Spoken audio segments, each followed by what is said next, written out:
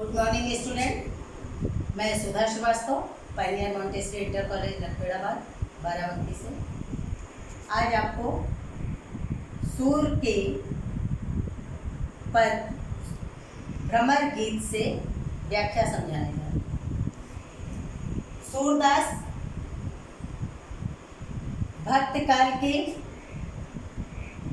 मूर्धन्य कवि और सूरसागर महाकाव्य के रचनाकार थे। भ्रमर गीत सूरसागर महाकाव्य से आपकी पाठ्य पुस्तक हिंदी में संकलित है। तो ये रचनाकार हैं सूरदास।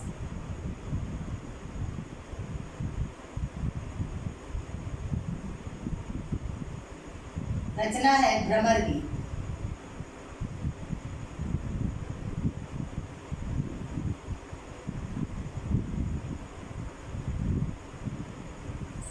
पहले तो भ्रमर गीत समझिए। भ्रमर गीत हिंदी साहित्य में उद्धव गोपी जो संवाद सूरसागर ने दर्शाया है वो भ्रमर गीत के नाम से जाना जाता है। भ्रमर गीत में जब उद्धव गोपिकाओं को योग साधना का ज्ञान देने आए थे तो गोपिकाओं ने अपने शब्दों के माध्यम से उद्धव पर कटाक्ष किया था और दोनों में संवाद हुआ था। उस समय उसका वर्णन किया गया है, वो भ्रमर गीत के नाम से जाना जाता है। तो भ्रमर गीत में पहला पद है उद्धव मोहि ब्रज बिसरत नाही, हंस सुता की सुंदर कगरी अर कुंजन की छाही, वह सुरभि वह बच्च दोहिनी खरिक दुहावन जाही, ग्वाल बाल मिल करत कुलाहल नाचत गई गई बाही, यह मथुरा कंचन की नगरी मन मुक्ताहल जाही, जबई सुरत आवत वासुकी जी उमगत तन नाही, अनगन भांति करी बहुलीला जसुदा नंद निवाही, सूरदास प्रभु रहे मौन वह यह कही गई पछताही। ये जब उद्धव गोपिकाओं को योग साधना का उपदेश देने के लिए ब्रज में आते हैं, ब्रजवासियों को योग साधना का उपदेश देते हैं, उस समय गोपिकाएं जो हैं उद्धव की को के ऊपर तीक्ष्ण कटाक्ष करती हैं, शब्दों के प्रहार करती हैं। तो उद्धव जो है गोपिकाओं का कृष्ण के प्रति प्रेम देखकर अत्यधिक चकित रह जाते हैं और स्वयं जो है उस प्रेम भक्ति में रंग जाते हैं। वो प्रेम भक्ति में रंगे हुए उद्धव जब मथुरा पहुंचते हैं और वहाँ पर गोपिकाओं की स्थिति को, गोपिकाओं की मनः स्थिति को कृष्ण को बताते हैं, यशोदा माता का संदेश देते हैं, तब कृष्ण जो है उद्धव से अपने हृदय की स्थिति को बताते हैं। क्योंकि कृष्ण को भी ब्रज की अत्यधिक याद आती है तो कहते हैं उद्धव मोहि ब्रज बिसरत नहीं।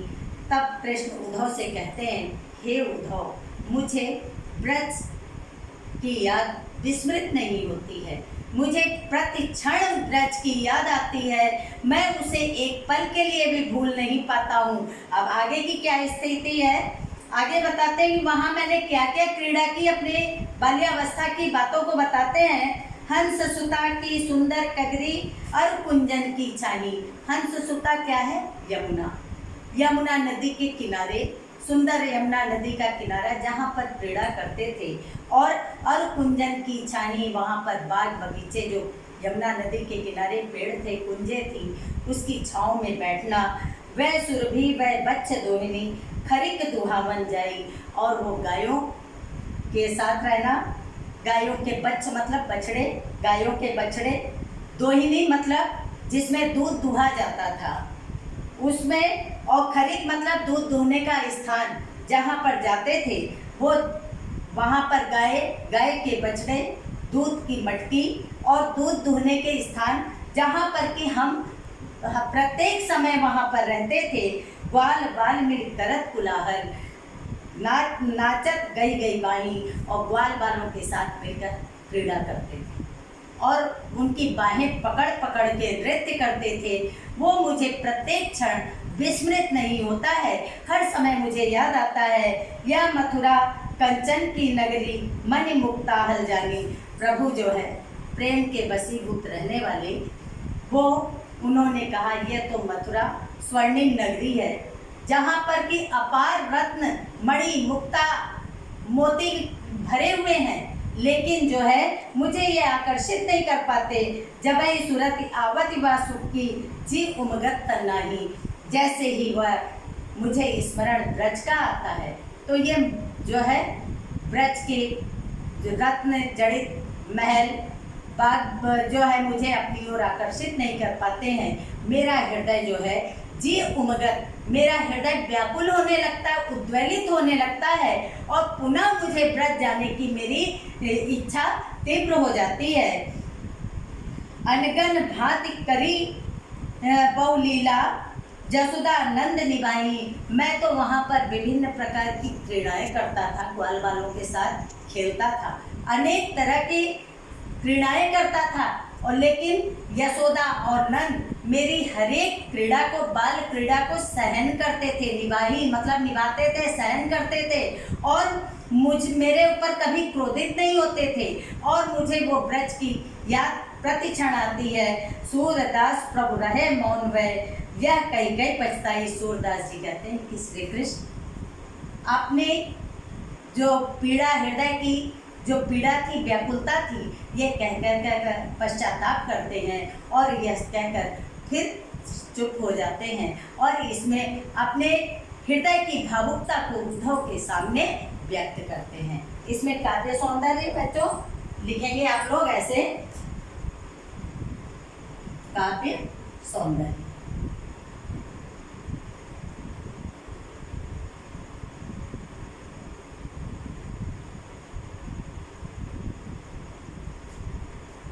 श्री कृष्ण के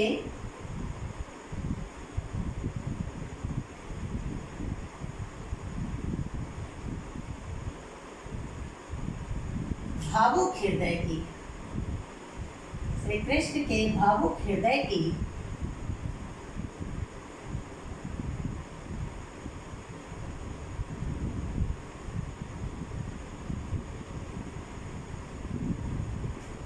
व्यंजना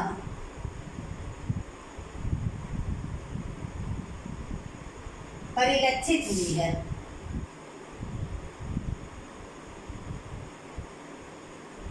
परिलक्षित हुई है।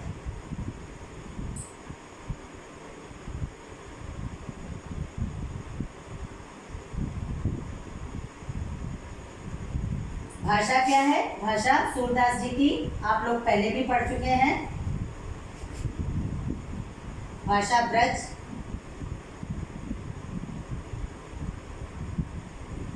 और रस विप्रलंब श्रृंगार। विप्रलंब को क्या कहते हैं? वियोग श्रृंगार भी कहते हैं। विप्रलंब श्रृंगार।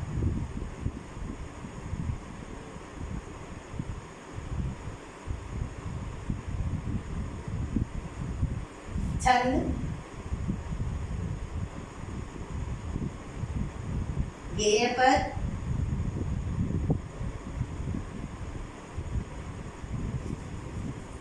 और अलंकार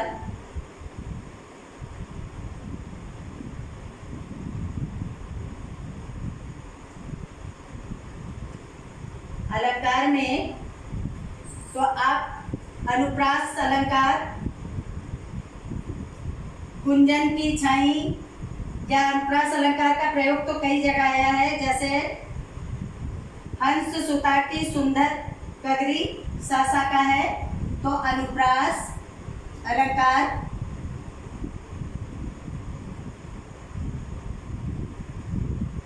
और यहाँ पर देखिए विरोधाभास भी आ रहा है। यह मथुरा की कंचन नगरी मन मुक्ताहल जाही, जबई सूरत आवत वासुक की जी उंगत तन्नाही। यहाँ पर कंचन नगरी से तुलना जो है विरोधाभास है कि मतलब कि भगवान जो है प्रेम के भूखे होते हैं, यहाँ पर विरोधाभास अलंकार।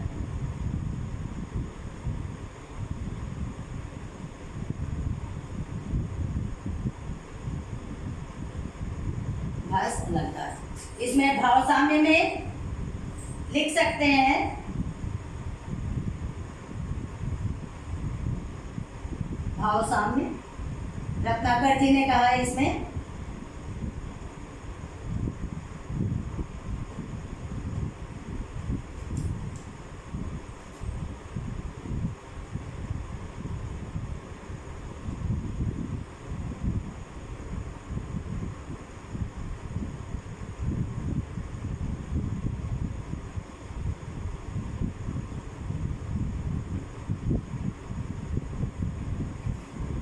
कहा है जमुना कछारन की रंग रूप रासन की,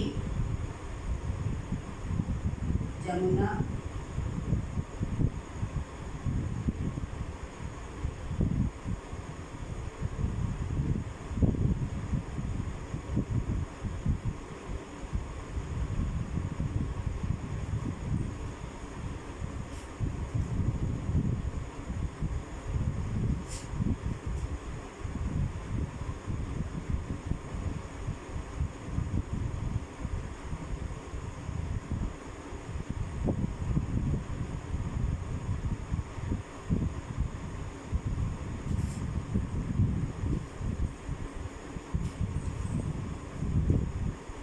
विपिन बिहारन की, यहाँ पर भी भ्रमर गीत का ही ये उद्धव गोपी संवाद ही स्पष्ट होता है। विपिन बिहारन की,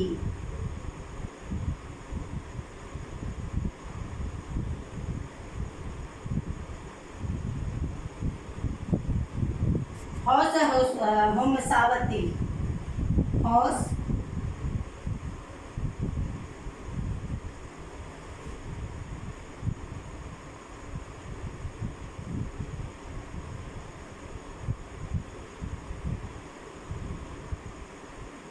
ये रत्नाकर जी ने कहा है। इसमें आप भाव साम्य स्पष्ट करते हैं कि यमुना के किनारे और वहाँ पे विविध रूप की जो रास लीलाएं किया था वो याद आता है, स्मरण आता है। इसमें आप भाव साम्य लिख सकते हैं। अगला पद्य है बिन गोपाल बैरिन भई कुंजय, जब ये लता लगत यत शीतल, अब भई विषम ज्वाल की पुंजय, वृथा बहती जमुना ठग बोलत, वृथा कमल फूलन अल गुंजय, पवन पान भ्रमसार सजीवन, दधि सुत किरण भानु भई पुंजय, यह उधव कहियो माधव सो, मदन मार कीन्ही हम लुंजय, सूरदास प्रभु तुम्हारे दरस को, मग जोवत अखियाँ भई छुंजय। यहाँ पर बड़ा मनोवैज्ञानिक चित्रण किया है, गोपिकाओं की स्थिति का वर्णन किया है। संयोगावस्था में जो वस्तु बड़ी आनंददायक लगती है, वही वस्तु वियोगावस्था में दुखदायी प्रतीत होती है। यहाँ पे गोपिकाओं की स्थिति का मनोवैज्ञानिक चित्रण कवि ने किया है। बिन गोपाल बैरिन भई कुंजय, बैरिन भई कुंजय, जिस कुंज में, जिस बाग बगीचे में गोपिकाएं कृष्ण के साथ रास लीला करती थी, क्रीड़ाएं करती थी, वो गोपिकाएं कहती हैं कि बिना गोपाल के, बिना कृष्ण के ये सब मुझे एक बैरी, एक शत्रु की समान प्रतीत होती हैं। ये मुझे अत्यधिक पीड़ा देने वाली प्रतीत होते हैं। ये बाग बगीचे वन उपवन सब पीड़ादायक प्रतीत हो रहे हैं। मेरे दुख को, मेरे विरह अवस्था को अत्यधिक तीव्र कर रहे हैं। कहा तब ये लता लगत यत शीतल, जब कृष्ण यहाँ पे थे तो इन्हीं लताओं के बीच में हम लोग क्रीड़ा करती थी, तो ये अत्यंत शीतलता प्रदान करती थी।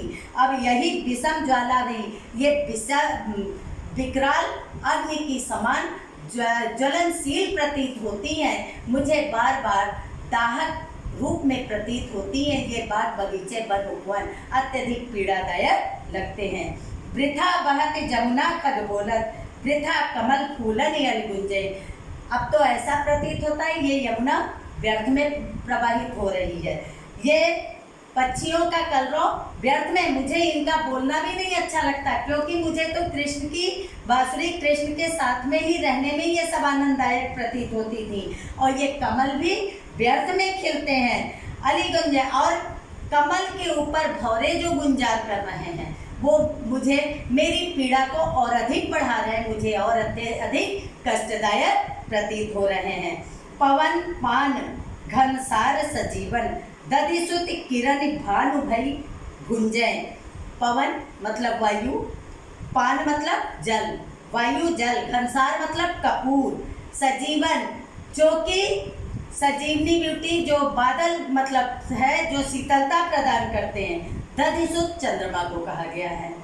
तो वायु, जल, कपूर, बादल और ये चंद्रमा, ये इसकी किरणें जो हैं मुझे जो उस समय श्री कृष्ण के साथ क्रीड़ा करने में शीतलता प्रदान करती थी, अब वो मुझे सूर्य की किरणों से भी ज़्यादा ज्वलनशील प्रतीत होती हैं और मेरे हृदय को दाहक रूप में मेरे हृदय को जलाती हैं, अग्नि के समान पीड़ा पहुंचा रही हैं। सूर्य की किरणों से भी तीव्र हैं ये किरणें अब मुझे लगती हैं। यह उद्धव कहियो माधव सो मदन मार कीन्ही हम लुंजय। मदन किसको कहा? कामदेव को। कहते हैं हे उद्धव, मेरी पीड़ा को माधव अर्थात श्री कृष्ण से कहना कि मेरे ऊपर कामदेव ने तो मेरे अंग प्रत्यंग को ऐसा आसक्त कर दिया है कि मेरे अंग मेरा जो है लुंज हो गया, मतलब कि शक्तिहीन हो गया है। अब मैं किसी कार्य को करने में समर्थ नहीं हूँ, क्योंकि कृष्ण के बिना मेरा प्राण जो है, मेरे प्राण में श्वास तो चलती है लेकिन प्राण मेरा शक्तिहीन हो गया है। अब मैं कोई कार्य करने में समर्थ नहीं हूँ। सूरदास प्रभु तुमरे दरस को मग जोवत अखियाँ भई छुंजय। सूरदास जी कहते हैं कि गोपिकाएं उद्धव से संदेश भेजती हैं कि जाके कहना तुम्हारे दर्शन के बिना मेरी आंखें निस्सार हो गई, निश्चेतन हो गई। मेरी आंखें जो हैं तुम्हारे मार्ग को देखते देखते जो है पीड़ा से लाल हो गई है और अत्यधिक ज्योतिहीन हो गई हैं, निस्सार हो गई हैं। इसलिए तुम्हारे लिए, तुम्हारी विरह में मैं जो है मेरा जीवन यहाँ पर व्यर्थ सा प्रतीत होता है। ये गोपिकाओं के पास संदेश भेजती हैं। गोपिकाएं जो हैं उद्धव के माध्यम से श्री कृष्ण के पास संदेश भेजते हैं। इसमें भी काव्यगत सौंदर्य आप लोग लिखेंगे।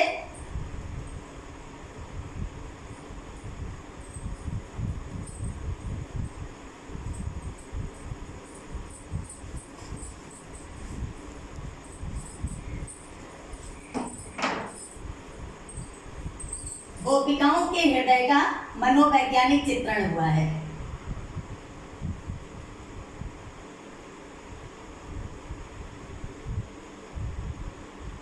गोपिकाओं के हृदय का मनोवैज्ञानिक चित्रण हुआ है।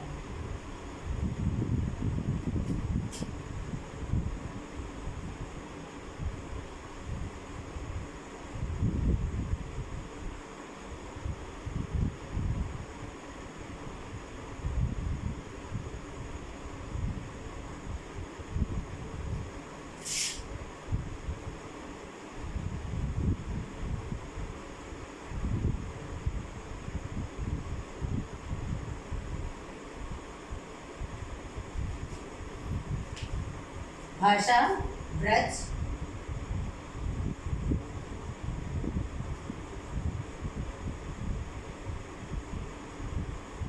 रस, विप्रलम्ब श्रृंगार,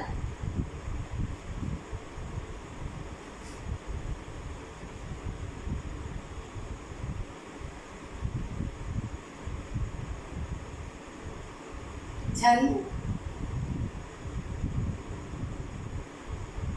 गेयपद,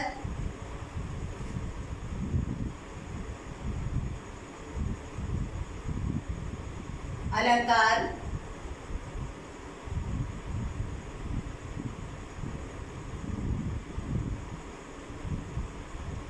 उपमा,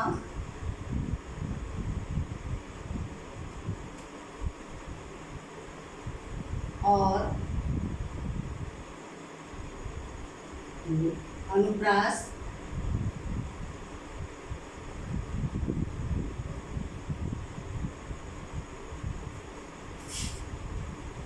गुण,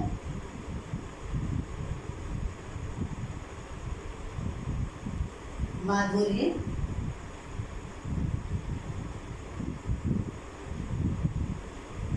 शब्द शक्ति,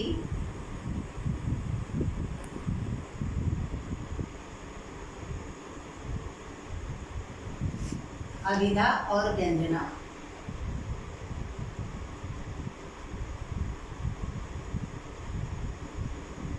और व्यंजना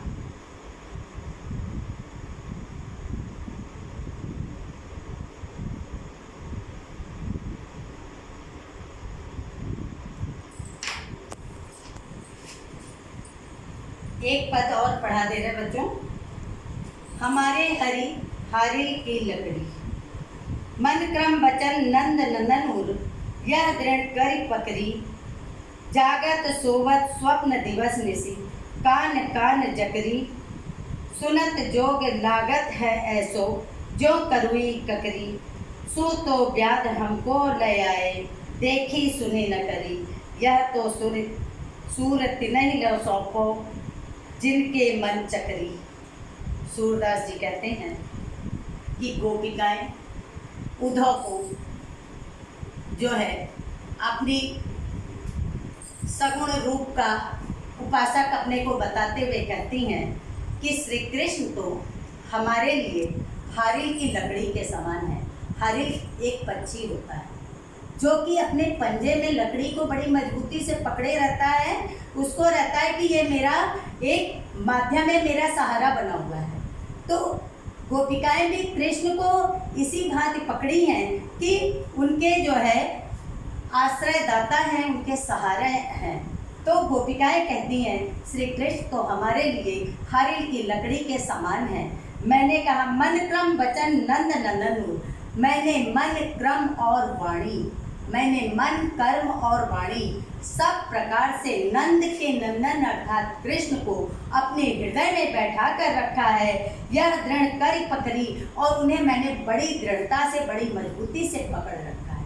मैं उनको किसी भी तरह से मैं छोड़ने वाली नहीं हूँ, क्योंकि मैं उन्हीं की उपासिका हूँ, वही मेरे आराध्य हैं। जो जागत सोवत स्वप्न दिवस निसी, कान कान जकरी, मैं जागते सोते रात दिन, निसी मतलब रात, दिवस मतलब दिन, रात दिन मैं कान्हा कान्हा कहकर प्रतिदिन उनको मैंने मजबूती से जकड़ कर रखा है, अपने हृदय में बैठा लिया है। मेरे लिए तो उस कृष्ण के अतिरिक्त दूसरा कोई भी आराध्य नहीं है। सुनत जोग लागत है ऐसो, जो जैसे करुई ककरी। कहते तुमने तो योग साधना की बातें मुझे बताई, योग का पहला शब्द ही सुनते मुझे इस भांति प्रतीत हुआ जैसे मेरे मुख में कड़वी ककड़ी चली गई हो। कड़वी ककड़ी मुख में जाती है, तुरंत जो है उस मुख जो है खराब हो जाता है। मेरे लिए तो तुम्हारे योग साधना का प्रथम शब्द ही जो है कड़वी ककड़ी के समान प्रतीत हुआ है। सो तो व्याधि हमको ले आए, देखी सुनी न करी।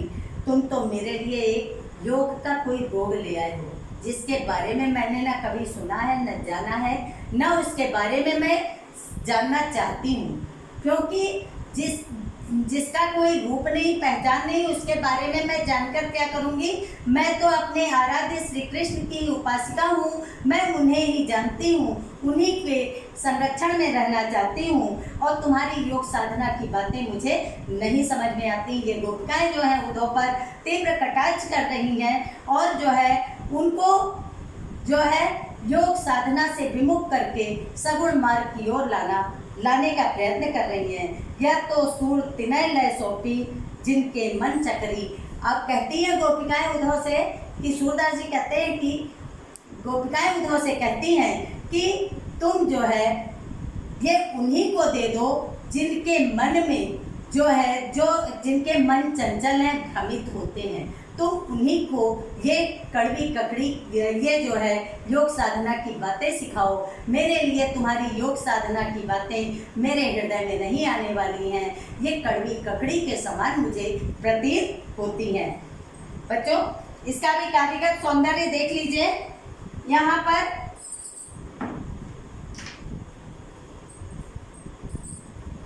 कृष्ण के प्रति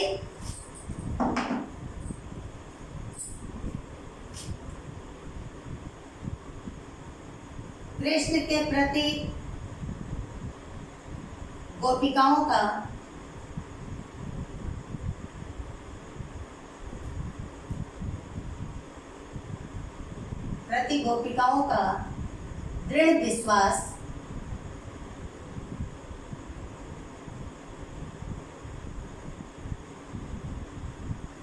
का दृढ़ विश्वास दर्शाया गया है।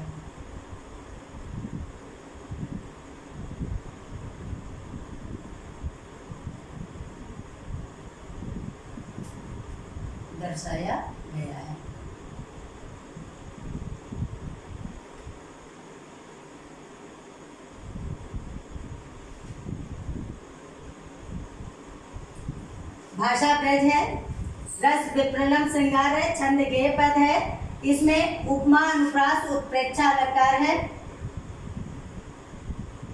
उत्प्रेक्षा दृष्टांत,